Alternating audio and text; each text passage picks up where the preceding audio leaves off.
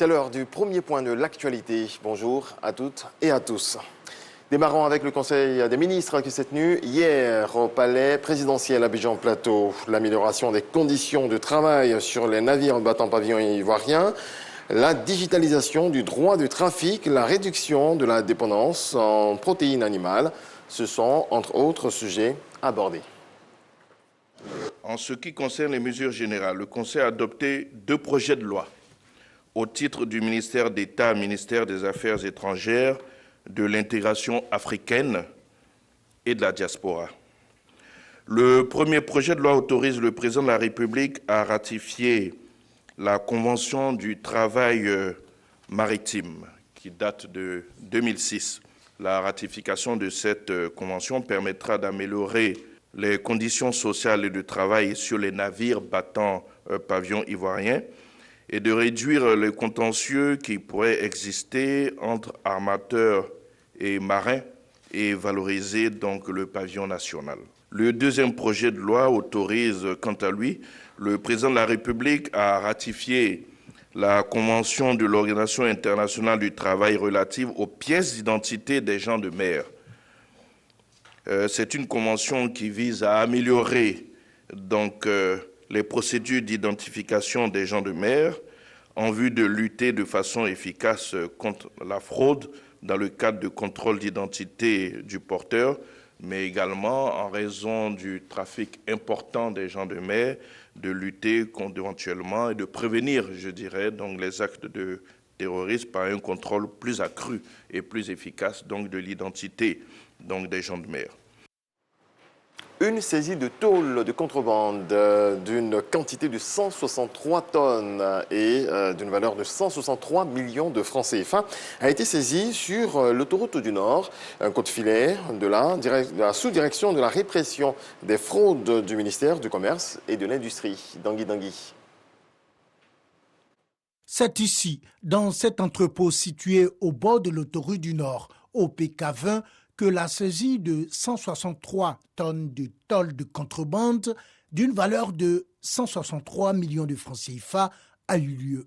C'est le résultat d'un coup de filet de la direction de la répression des fraudes du ministère du Commerce et de l'Industrie. Ces tôles, telles que vous le voyez, il n'y a aucun marquage là-dessus. La qualité déjà est douteuse. Et dès notre arrivée, ceux qui se faisaient passer pour les propriétaires ont tout de suite pris la poudre d'escampette, si on peut s'exprimer ainsi. Voilà. Et donc cette saisie, elle est faite parce que nous sommes en face de tôles de couverture non réglementaires. Les enquêtes pour identifier les trafiquants afin de les traduire devant les juridictions compétentes sont en cours, selon le sous-directeur de la répression des fraudes qui appelle par ailleurs les populations à collaborer avec le ministère du Commerce dans le cadre de la lutte contre la fraude.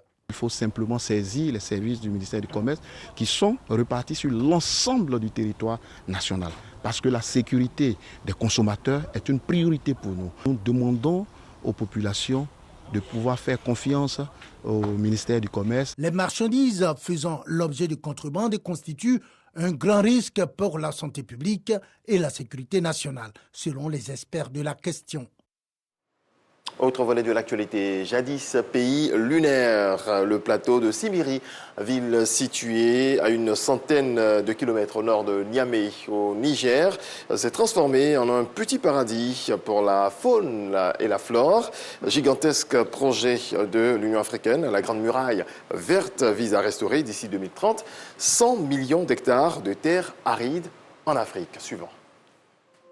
Un paysage désertique patiemment remodelé par l'homme.